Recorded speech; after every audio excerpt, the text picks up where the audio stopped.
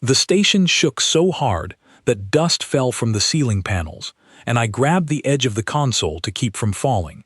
Red light washed over every wall. A voice on the intercom kept repeating the same warning, over and over, until the words lost their meaning and became just noise. I am Kayla Vess, and on that day, I was certain I would not live to see another sunrise over Vantis. I had been assigned to Outpost Halcyon for 6 months by then, working as a translator between my people, the Solari, and the human crews who shared the station with us. My people are old. We have lived among the stars for longer than humans have had written language, and we pride ourselves on patience, calm thinking, and careful choices. Humans, in our stories, were none of those things. We had heard about their wars, their short tempers, their strange hunger for conflict, even when peace was sitting right in front of them. I had grown up hearing my grandmother warn me never to trust a species that fought each other for reasons as small as land or pride. So when the assignment to Halcyon came, I accepted it only because refusing would have embarrassed my family, not because I wanted to be near humans at all.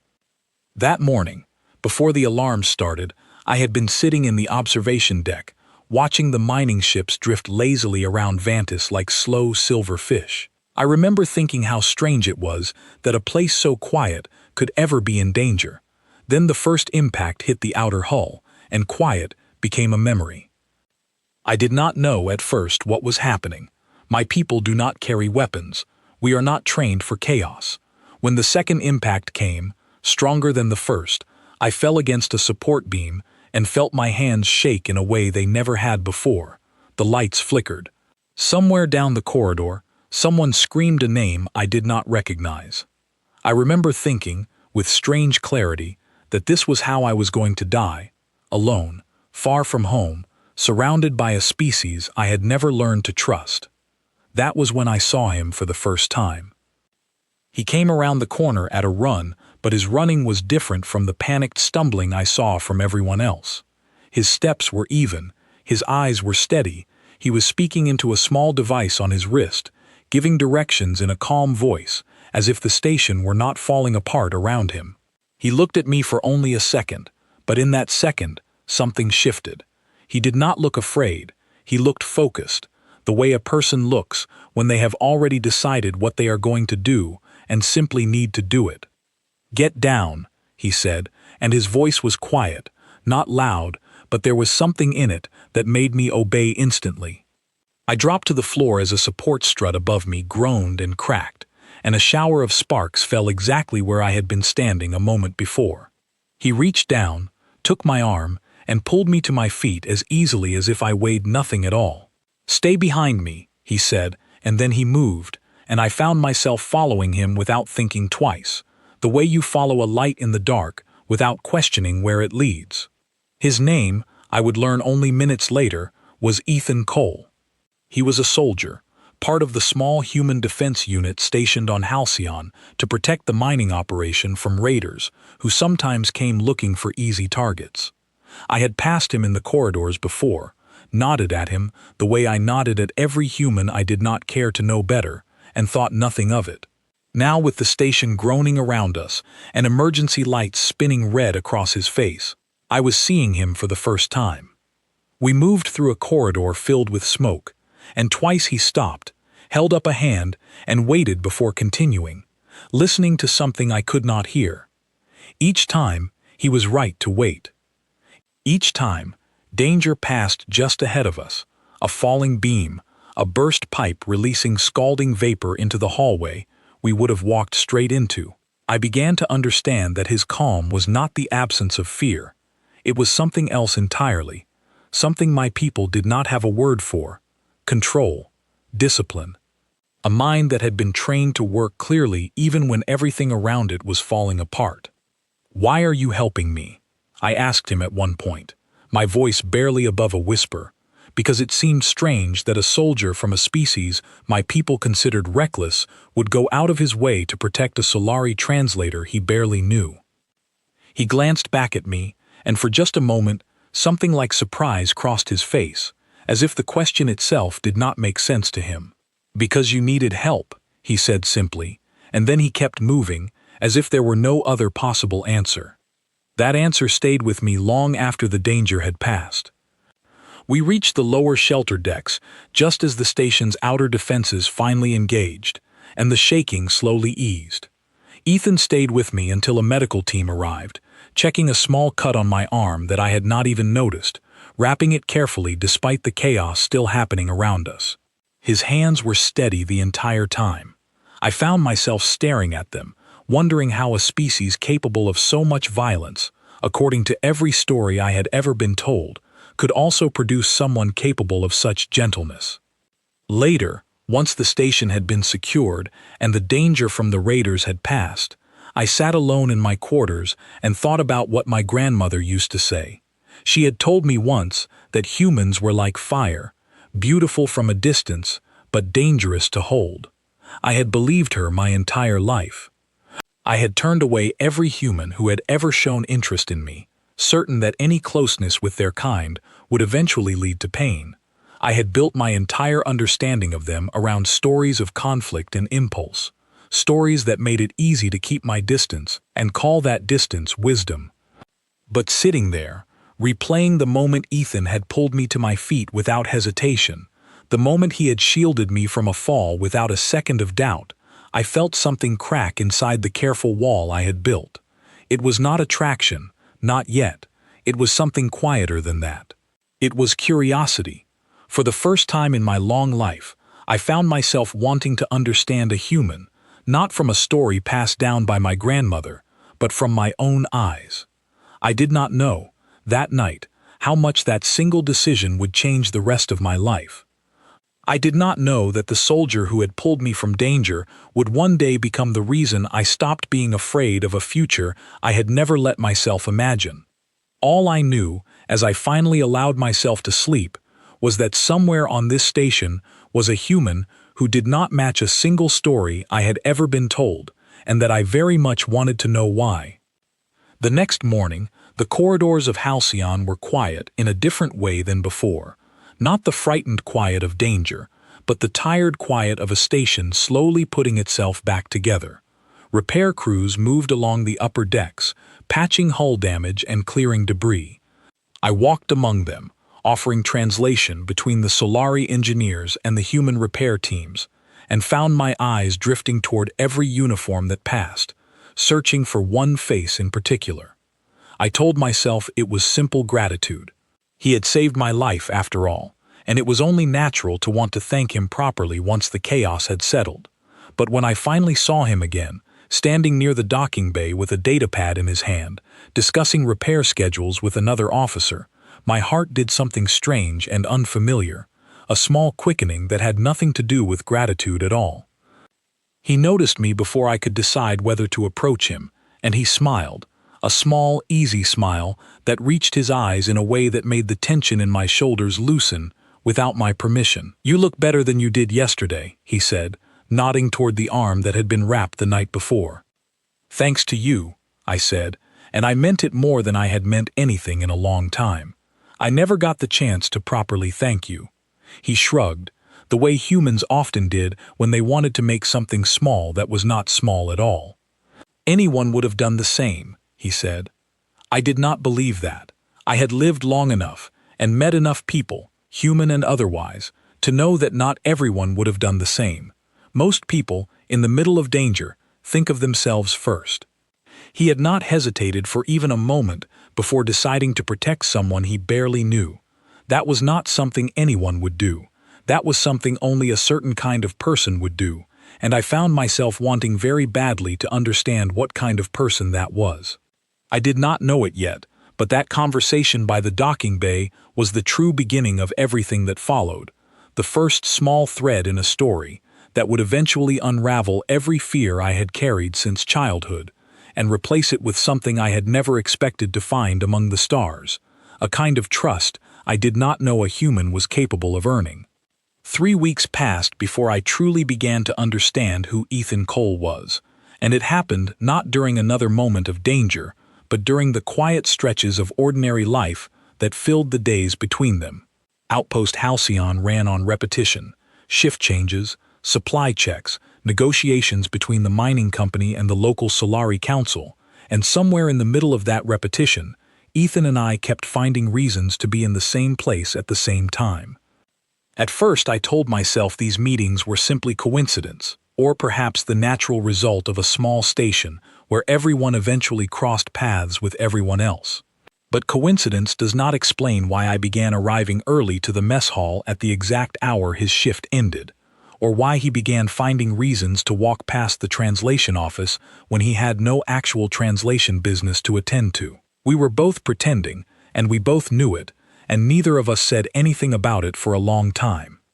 What struck me most, during those early weeks, was how little he matched the picture of humans I had carried with me my entire life.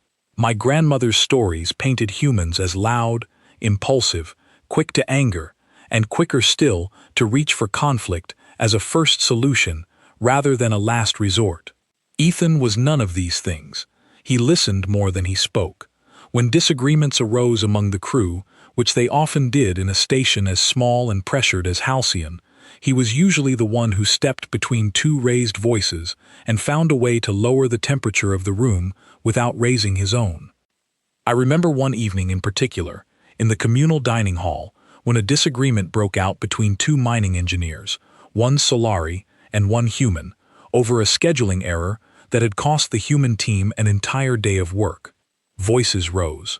Fists were not thrown, but they might as well have been, given how close the argument came to becoming something worse. I watched, frozen, unsure whether to intervene, unsure whether my presence would even help. Ethan did not hesitate. He walked calmly into the middle of the argument, not shouting, not commanding, simply present, and asked both men, one at a time, to explain what had happened. He listened to each of them fully before saying a single word of his own. When he finally spoke, he did not take a side.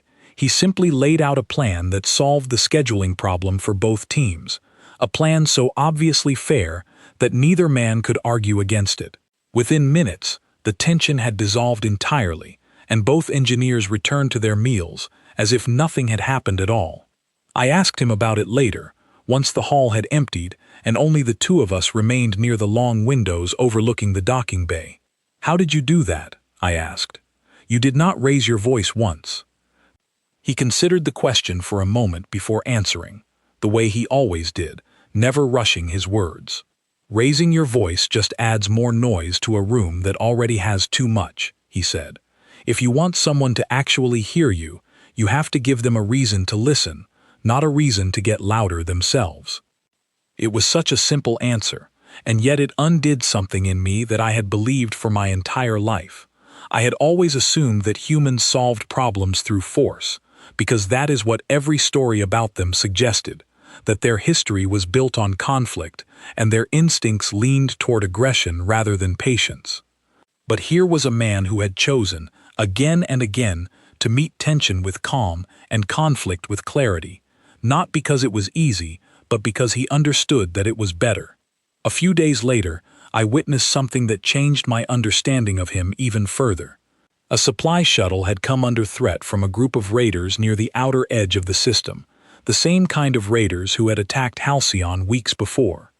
Ethan was part of the response team sent to intercept and protect the shuttle, and I was present in the command center, translating communications between the Solari Council and the Human Defense Unit when the confrontation began. I watched the situation unfold on the display screens, with a knot of fear tightening in my chest. The raider ship was smaller than ours, clearly outgunned, and I fully expected the human response team to simply destroy it, the way I imagined any military force would when given the advantage. Instead, I heard Ethan's voice come through the comm system, steady and unhurried, offering the raiders a chance to stand down and leave peacefully before any further action was taken. There was a long, tense silence. Then the raider ship's engines flared, and instead of retreating, it moved closer, weapons systems glowing with a threatening light. Every instinct I had told me that this was the moment force would finally be used, the moment the true nature of human soldiers would reveal itself. But Ethan did not fire. Instead, his voice came through the comm again, calm as ever, offering one final warning, explaining exactly what would happen if the raider ship did not change course, and exactly what would happen if it did. I remember gripping the edge of the console so tightly my knuckles ached, waiting for chaos to erupt. The raider ship hesitated. Then, slowly, it turned away, retreating back into the dark reaches of the system without a single shot fired from either side. The tension in the command center broke all at once, replaced by quiet relief, and I found myself staring at the screen where Ethan's ship still held its position, steady and unmoving, long after the danger had passed. When he returned to the station later that day, I found him in the docking bay, removing his flight gear with the same unhurried calm he brought to everything else. "You could have destroyed that ship," I said, before I had even decided to speak. "You had every advantage. Why did you wait?" He looked at me for a long moment before answering, and something in his expression told me he had been asked this question before, perhaps many times, by people who could not understand his choice. "Because destroying them would have been easy," he said. "Convincing them to leave without anyone getting hurt, that took more than just weapons. Any fool with a trigger can end a fight. It takes something else to end it without needing to." I did not have a response to that. Not right away. I simply stood there, watching him finish securing his gear, and felt the last remaining pieces of the story my grandmother had told me begin to crumble entirely. The humans in her stories reached for violence because it was fast, because it was simple, because it required no patience and no understanding of the person on the other side of the conflict. Ethan reached for patience first, every single time, even when patience was harder, even when patience put him at greater risk. That was not the nature of a species built on impulse. That was the nature of someone who had chosen, deliberately and repeatedly, to be better than the easiest option available to him. Over the following days, I began to notice smaller things about him too, details that had nothing to do with danger or conflict at all.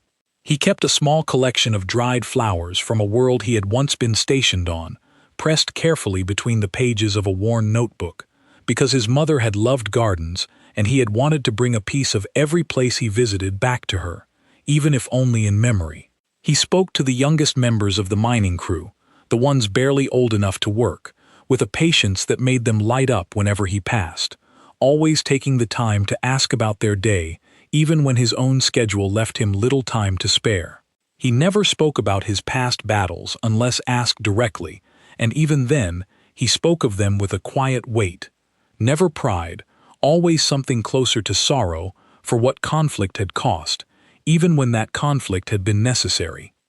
One evening, as the station's artificial night cycle dimmed the corridor lights, I found him sitting alone near the observation window, staring out at the stars with an expression I had not seen on him before, something heavier than his usual calm. I sat beside him without asking permission, something I would not have done with him weeks earlier, and for a long while, neither of us spoke. "Do you ever regret choosing this life?" I finally asked. "The danger, the distance from home, all of it?" He was quiet for a moment, considering the question the way he considered everything. "Sometimes," he admitted, "but then I think about moments like the one on the shuttle, or the day the station was attacked, and I remember why I do this. Not because I want to fight, because I want the people who can't fight to never have to." I looked at him then, really looked at him, and felt something settle inside me that I had not expected to feel toward a human, not ever, not after everything I had been taught to believe. It was not simply admiration, though there was plenty of that. It was something closer to safety, a feeling I had never associated with his species before, a feeling that made the careful distance I had kept for so long seem suddenly, foolishly unnecessary. I did not know, sitting there beside him under the quiet hum of the station lights, that the hardest test of everything I was beginning to feel was still ahead of us, waiting in the dark reaches of the system, closer than either of us realized. The warning came at the worst possible hour, deep into the artificial night cycle when most of the station was asleep and the corridors were dim and empty. I was still awake, reviewing translation reports in my quarters, when the alarms tore through the silence, sharper and more urgent than anything I had heard since the day I first met Ethan. This time, the voice on the intercom did not repeat a simple warning. It gave coordinates. It gave a threat level. It told every non-essential person on the station to move immediately toward the deepest shelter decks, because something far larger than a raider ship was approaching Vantis, and Outpost Halcyon stood directly in its path. I learned later that the threat was a rogue mining consortium ship, a massive vessel that had been stripped of its original purpose and turned into something else entirely by a group desperate enough to take what they wanted by force. They had come for the rare mineral stores buried deep in the Vantis mines, stores that represented years of careful extraction and the livelihood of every family living on the station. They did not care who stood between them and what they wanted. I moved through the corridors with the rest of the station's civilians, my heart pounding in a way that felt different from the fear I had carried during the first attack. This time, I understood exactly how much danger meant, and exactly how much could be lost. I thought of Ethan immediately, wondering where he was, wondering whether he was already moving toward the fight the way he always did, calm and steady, even as everyone else scrambled for safety. I found out soon enough. As I reached the junction leading toward the shelter decks, I saw him running in the opposite direction, toward the docking bay, already dressed in his defense gear, his face set with the same focus I had seen the very first day we met. He caught sight of me for only a moment, but in that moment, he stopped. "You need to get to the shelters," he said, his voice steady despite the alarm still blaring around us. "What is happening?" I asked, though some part of me already knew the answer would not be good. "A consortium ship is inbound," he said, "bigger than anything we've dealt with before.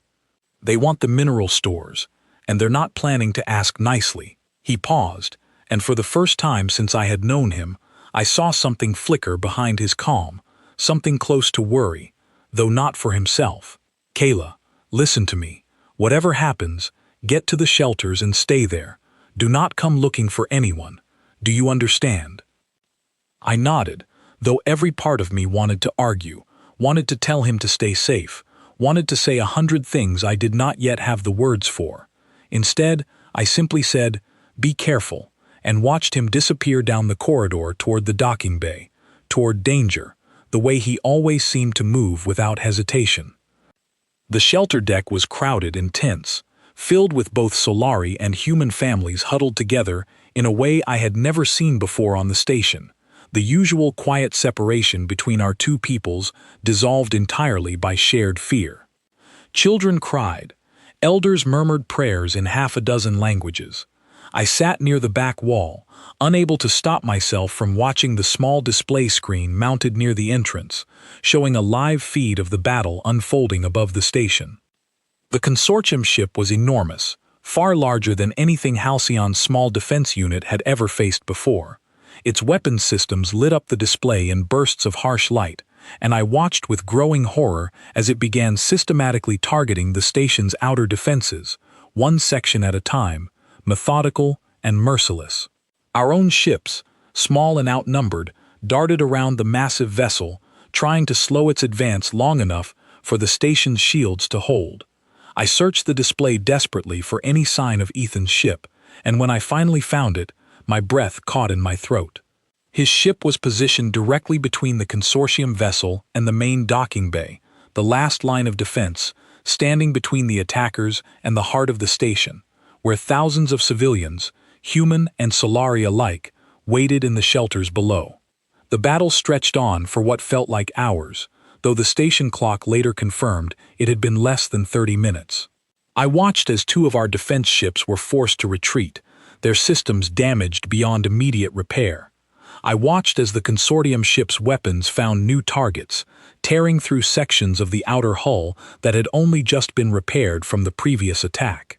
And through all of it, Ethan's ship held its position, refusing to retreat, refusing to abandon the docking bay, even as the odds against him grew steeper with every passing minute.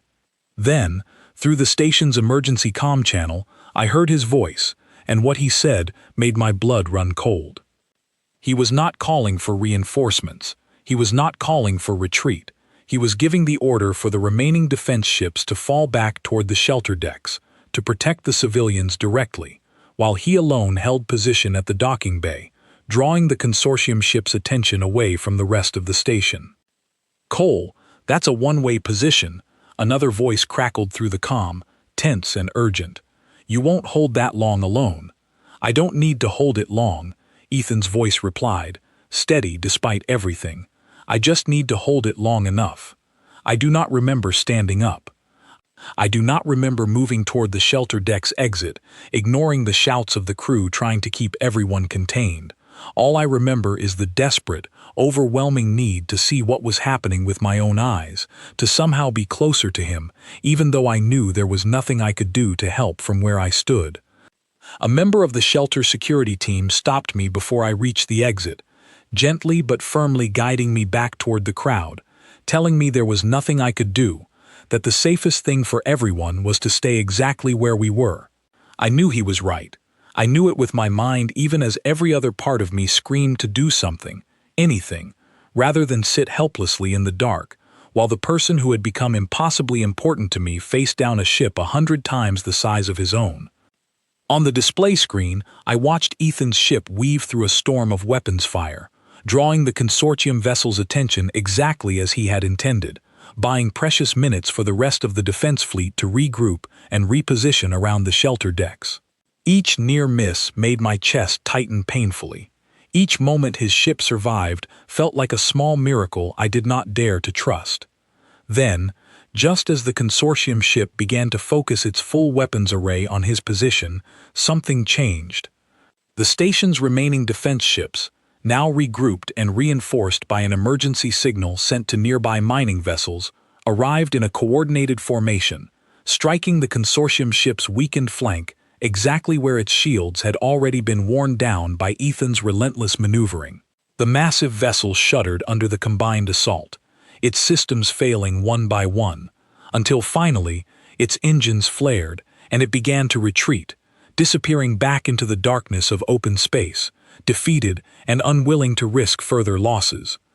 The shelter deck erupted into relieved cheers, but I could not join them, not yet, not until I knew for certain that Ethan had survived. I pushed my way toward the display screen, searching desperately through the chaos of retreating ships and drifting debris for any sign of his vessel, and when I finally found it, drifting but intact, damaged but whole, I felt my legs nearly give out beneath me from the sheer weight of relief that crashed over me all at once. It took nearly an hour before the docking bay was declared safe enough for civilians to return, and I was among the first to arrive, pushing past the exhausted repair crews and medical teams already beginning to assess the damage. I found Ethan near his ship, being checked over by a medic, a shallow cut along his temple the only visible sign of what he had just endured. When he saw me, something in his exhausted expression softened immediately. I did not think. I simply crossed the distance between us and wrapped my arms around him, something I had never done with any human before, something that would have horrified my grandmother beyond words. He went still for only a moment before his arms came around me in return, careful despite his obvious exhaustion, holding me the way you hold something you are afraid might disappear if you let go too soon. "You could have died," I said, my voice breaking in a way I had not expected. "You held that position alone. You knew what could have happened." "I knew," he admitted quietly, his voice rough with exhaustion. "But I also knew that if I didn't, a lot more people would have been hurt. I couldn't let that happen. Not when I had a choice." I pulled back just enough to look at him properly, and in his tired eyes, I saw something I had spent my entire life believing humans were incapable of, a willingness to place himself between danger and everyone he had sworn to protect, not out of recklessness or a hunger for glory, but out of a quiet, unshakable sense of duty that asked for nothing in return. The medic finished bandaging his temple and stepped away, giving us a rare moment of privacy in the midst of the chaos still surrounding the docking bay. I found myself unable to look away from him, unable to reconcile the calm, gentle man standing before me with the terrifying stories I had carried about his entire species since childhood. "Why did you really stay behind?" I asked, needing to hear the true answer, not the simple explanation he had given the rest of the crew. He was quiet for a long moment, his eyes searching mine as if deciding how honest he wanted to be. "Because you were down there," he finally said. "Everyone was down there. I couldn't live with myself if I ran, and something happened to any of you, especially you." The words settled over me like warmth spreading through cold hands, slow and undeniable. I had spent my entire life believing that closeness with a human would eventually lead to pain, that their nature made them unsuitable for the kind of quiet, lasting bond my people valued above all else. But standing there in the damaged docking bay, surrounded by the wreckage of a battle he had fought to protect people who were not even his own kind, I understood, perhaps for the first time in my long life, that the stories I had been told were not simply exaggerated. They were incomplete. They spoke of humanity's capacity for conflict without ever mentioning what that same capacity could become when it was pointed in the opposite direction, toward protection instead of harm, toward sacrifice instead of selfishness. Ethan carried the same fire my grandmother had always warned me about, the same intensity, the same willingness to face danger without flinching. But in him, that fire did not burn recklessly. It burned with purpose, shielding rather than destroying, and for the first time, I found myself not afraid of that fire at all, but grateful for it, in a way I did not yet have the words to fully explain. We stood together in the quiet aftermath of the battle for a long while, neither of us speaking, simply grateful to still be standing at all. And somewhere in that silence, something inside me shifted permanently, a wall I had spent my entire life building, beginning to crumble, not because it had been broken down by force, but because it had finally, gently, been given a reason to fall on its own.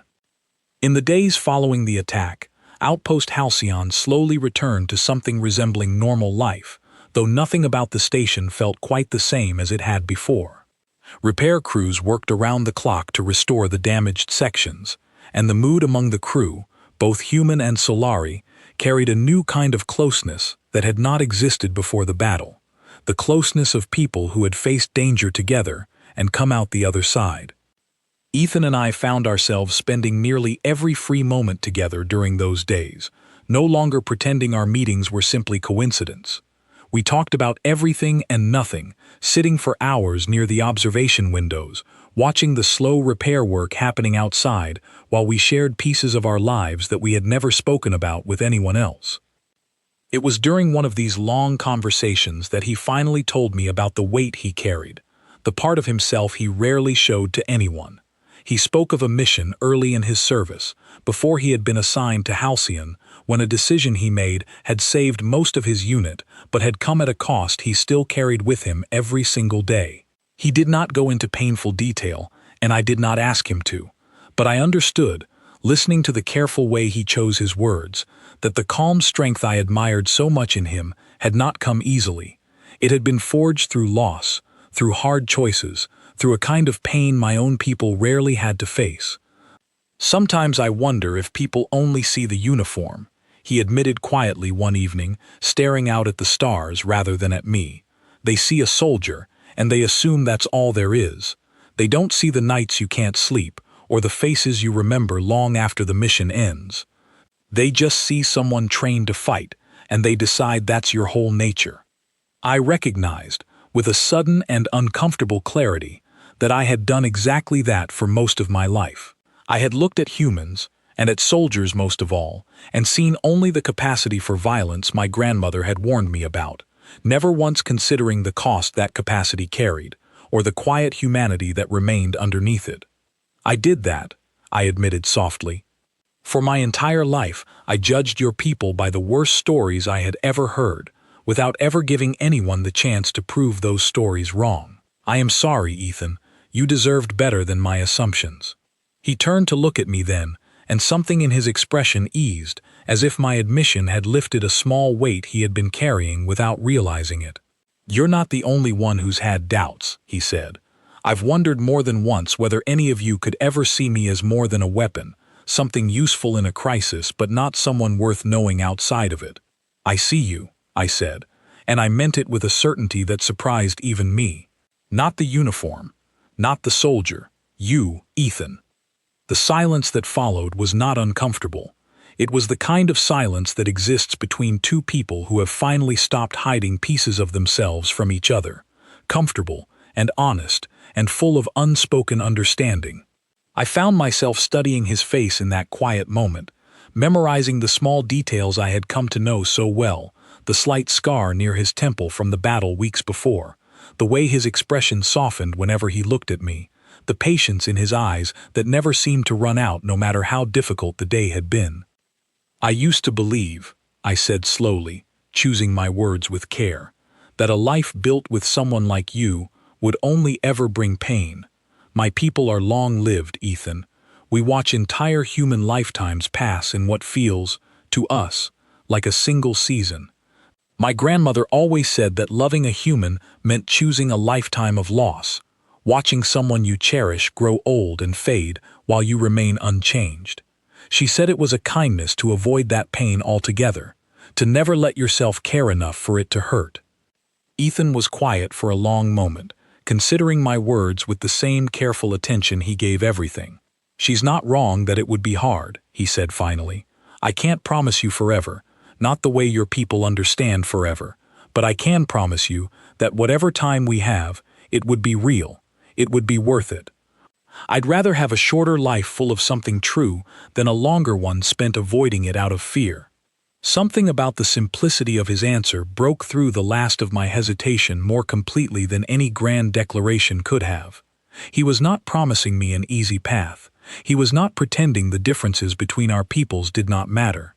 He was simply offering honesty, the same quiet honesty he brought to every difficult moment I had watched him face, and somehow that honesty felt more valuable than any comforting lie could have. Over the following weeks, our bond deepened in ways I had never allowed myself to imagine with anyone, let alone a human. We shared meals together in the quiet hours after his shifts ended. He began learning fragments of my language, stumbling over the softer sounds my people used, laughing at his own mistakes in a way that made my chest ache with a warmth I had never associated with laughter before. I found myself, in turn, asking him to teach me about his own culture, his own history, curious for the first time in my life about the world that had shaped him into the man standing beside me. I introduced him, carefully and with some trepidation, to Senna Val, one of the station's Solari elders, whose opinion carried significant weight within our community. I feared her judgment more than I feared almost anything else, knowing how deeply the old prejudices ran within our people, prejudices I myself had carried for most of my life. But when Senna met Ethan, she did not see a soldier first, or a human first. She watched the way he treated the youngest members of our community, patient and kind even with children who barely understood his language. She watched the quiet respect he showed toward our customs, never assuming, always asking before acting. And slowly, over the course of that single conversation, I watched decades of inherited doubt soften in her expression. "He is not what the old stories describe," she said to me afterward, when Ethan had stepped away to speak with one of the younger engineers. "Perhaps the stories were never entirely true. Perhaps they only ever told us half of what his kind is capable of." Her words settled something in me that I had not realized still needed settling. I had spent so long measuring Ethan against the fears of my past that I had not fully allowed myself to imagine what a future with him might actually look like. But standing there, watching him laugh with a young Solari engineer over some small technical joke, I allowed myself, for the very first time, to imagine exactly that. It was not a simple decision, even after everything we had shared. There were still real differences between us, differences that would not disappear simply because we cared for each other. My people lived far longer than his. Our customs around family and bonding were built on traditions that had never once considered the possibility of a human partner. I would have to explain my choice to my family, to my community, knowing that not everyone would accept it as easily as Senna had. And Ethan would have to consider what it meant to build a life so far from the world he had once called home, tying his future permanently to a station and a people not his own. We spoke about these things honestly, late into the artificial night cycle, neither of us pretending the challenges ahead would be simple. But for every difficulty we named, We also found a reason it might still be worth facing together. He spoke of building something new, rather than mourning what tradition expected. I spoke of hope, a feeling I had rarely allowed myself to embrace. Hope that perhaps my people's oldest fears did not have to define my own future. One evening, as we sat together near the same observation window where we had first truly opened up to each other, Ethan reached over and took my hand, his grip warm and steady, the same steadiness I had come to rely on since the very first day we met. "I know this isn't the life either of us expected," he said quietly, "but I would rather build something uncertain with you than something safe without you." I looked at him, at the calm strength in his eyes, the same strength that had once terrified me simply because I did not understand it, and felt every remaining trace of my old fear dissolve completely. The soldier who had pulled me from danger on the very first day we met had become, without my fully realizing when it happened, the person I trusted more than anyone else in the universe, human or Solari alike.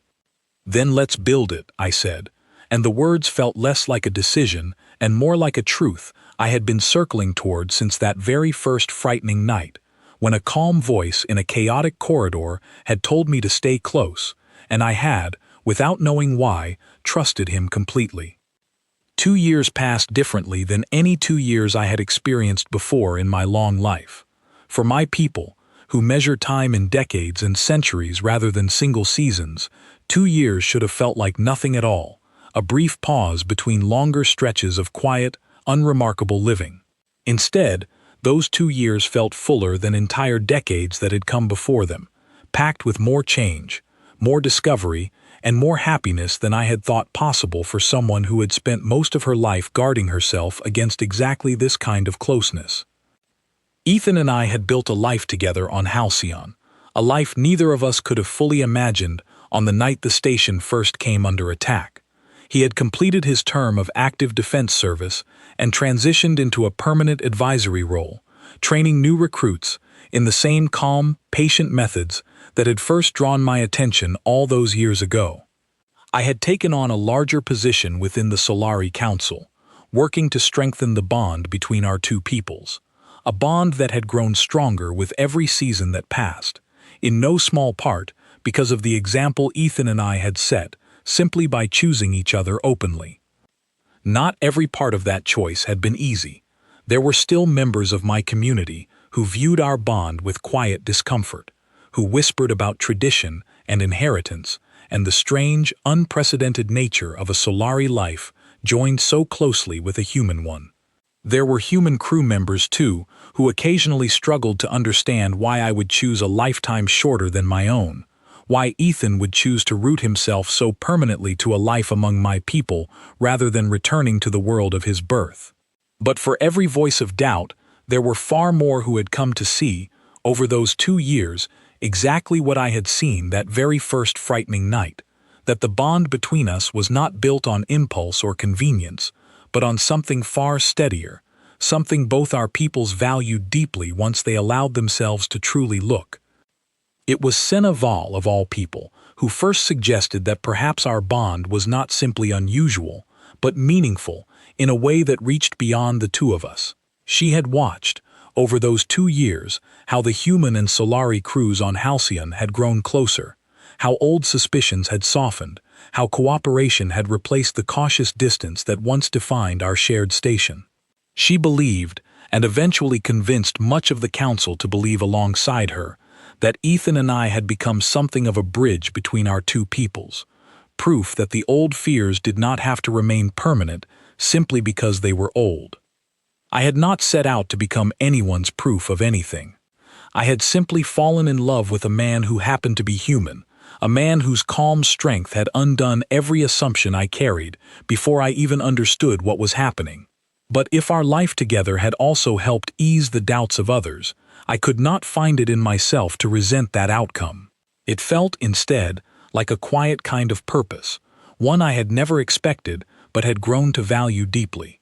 It was during the early days of that second year that I first learned I was carrying a child, a discovery that filled me with a complicated mixture of joy and uncertainty unlike anything I had experienced before.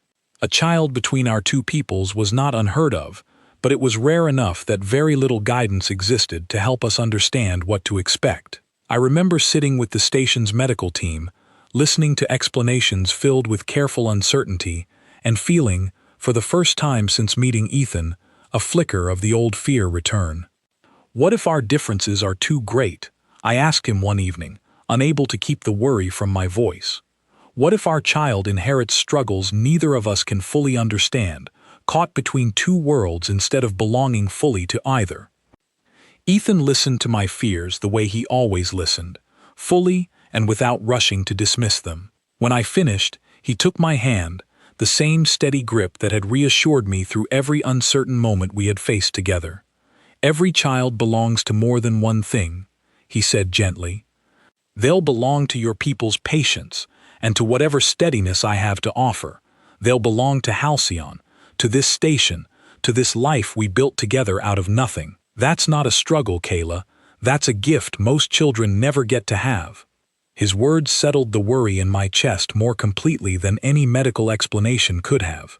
I had spent so much of my life believing that difference meant difficulty, that anything built between two such different peoples was destined to carry more hardship than joy. But looking at Ethan in that quiet moment, I understood, perhaps more clearly than ever before, that difference had never been the danger my grandmother warned me about.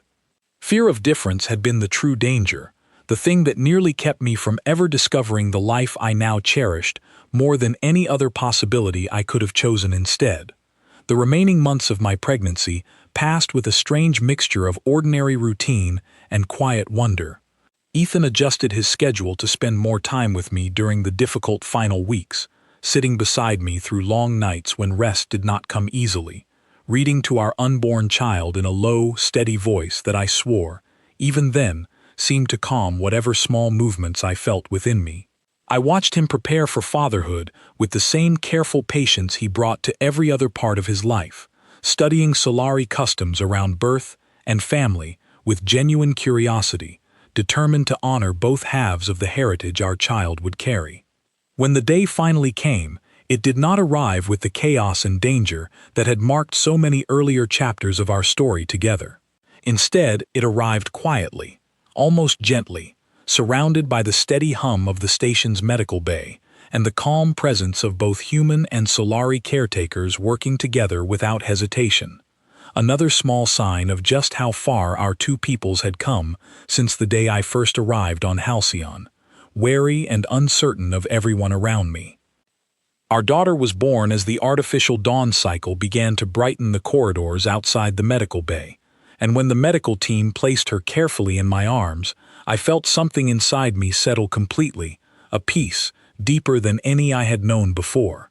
She had Ethan's steady, watchful eyes, and something of my own people's silver-toned skin, a small, perfect blending of two worlds that had never been meant to meet, and yet somehow had, against every old assumption either of our peoples had once held. Ethan sat beside me, watching our daughter with an expression I had never seen on him before, something soft and open and entirely without the careful composure he usually carried even in his gentlest moments. When he finally reached out and took her small hand in his, careful with the same steadiness that had first drawn my attention years earlier, I found myself thinking back to that very first frightening night, to the calm voice in a chaotic corridor telling me to stay close, to trust him, to follow him through danger without fully understanding why. I had followed him then out of simple necessity, with no idea that the choice would eventually lead me here, to this quiet room, holding a daughter who represented everything I had once been taught to fear and had instead learned, slowly and carefully, to embrace completely. "She's going to grow up hearing stories about you," I told him softly, watching him hold our daughter with a gentleness that still managed to surprise me even after everything I had witnessed. About the soldier who held a line alone so an entire station could stay safe. About the man who chose patience over force, again and again, even when force would have been easier. Ethan smiled, a small, tired, entirely genuine smile, and looked up at me with the same steady warmth that had first begun softening my old fears years before. "I hope she hears more than that," he said. "I hope she hears about her mother, too, about someone brave enough to question everything she'd been taught, and open enough to let it change her completely." I thought about my grandmother then, about the warnings she had given me my entire life. Warnings built from old stories and older fears, warnings that had never once accounted for the possibility of a man like Ethan Cole. I did not resent her for those warnings. She had believed them fully, shaped by centuries of caution that had, at times, protected our people well. But I was grateful, more grateful than I had words to express, that I had been given the chance to look past those warnings and discover the truth for myself, a truth far more complicated and far more beautiful than any simple story could have captured. Our daughter stirred softly in Ethan's arms, her small hand curling instinctively around his finger, and in that quiet, ordinary moment, surrounded by the steady hum of a station that had once nearly torn us apart and had instead become the place where our entire life together was built, I understood completely why I had chosen this path, despite every fear that had once told me not to.